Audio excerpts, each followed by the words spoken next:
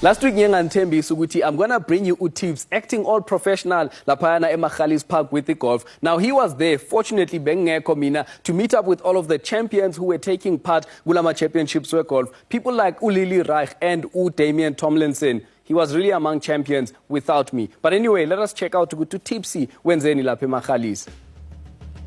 It's been the tireless work of the women and men at the South African Disabled Golf Association that has seen the National Open grow into a world-class international event, which this year reached another important landmark. Lily Reich explains. This is the first year that we're part of the world rankings for golfers with disabilities, which is quite a big thing in the international field. Our golfers that are playing today will be ranked according to the world rankings, and hopefully this will help us get to the Paralympics one day. So we've got Reinhard Schuchnet, he's the world one-arm champion 4 years running, playing today, doing very, very well. We've got Jeff Nicholas from Australia, who's currently leading. From South Africa, we've got our own Echelin Grobler from Claveli Country Club in Cape Town. And then we've got quite a few other internationals. We've got people from France, Denmark, the UK, we've got 4 people. And we're quite excited this year to have 9 blind players. It's the most we've ever had in our tournament. So we are fully inclusive of all disabilities, leg amputees, arm amputees, wheelchairs, the deaf and the blind. The deaf do run as a separate tournament within our Canon SA Disabled Golf Open. And then all the physical disabilities, they run off handicap only this year. And our first swing program graduates have come through as well. As you know, Darren Hanekom won last year and he's one of the graduates. We're lucky enough to have 2 of our graduates getting into the PGA of South Africa, sponsored by the RNA. We're running a Canon Academy home now, where the children are safe. We've got them in a home and they are all on learnerships and studying towards their various educations. So great opportunities for them, an education, a safe home, and then they work in the SADGA office in Cape Town, training about 6 or 7 schools, probably 200 kids a week. They're training disabled children. They're training at the different schools. Now we're having the first swing program, we give them back. This is big, but we're going to catch up with more of the players that are here and we'll hear their stories. I was here last year and I'm here this year again. This is the 21st Canon SA Disabled Golf Open, and then I have this thing. So I'm just gonna pretend to be a golfer and maybe keep it.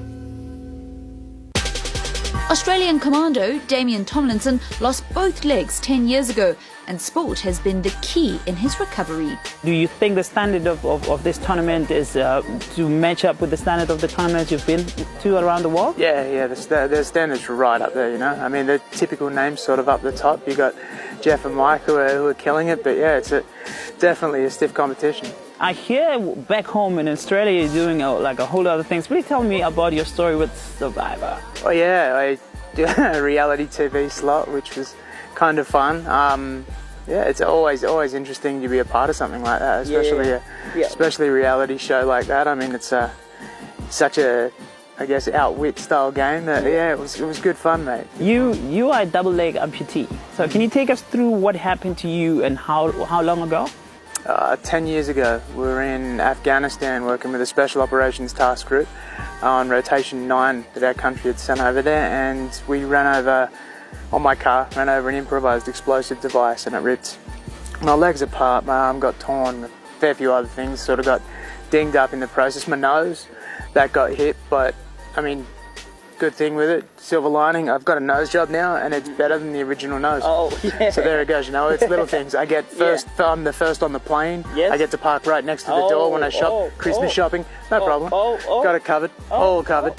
So yeah, I mean, it's good. It's been a long road back, but I kind of thank golf for being my sort of linchpin through the whole thing. Thank you for mentioning the advantages of where you are right now, but I want you to take me through a little bit of the period between losing your legs and actually standing up by yourself and saying, I'm going to move on with life and just see the positivity, and what happened in between?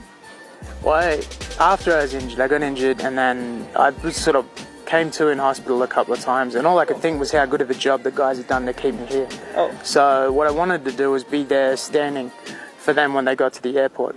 And I mean, I didn't really leave myself a great timeline. There was only 3 and a bit months, but I was up standing in 6 weeks, walking properly, reasonably, within sort of 7 to 8. So that was the first thing they saw, and that was the start of the road back. You know, it kind of made everything seem easy. That was the hardest bit, so all downhill from there. Smooth sailing.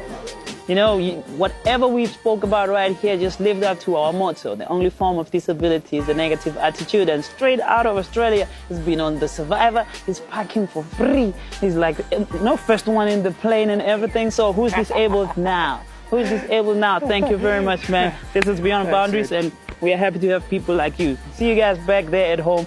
I'm burnt in the sun and everything, but you know, I'm a champion. That's what champions do. No one tells a double champ what to do. Look at me. Woo!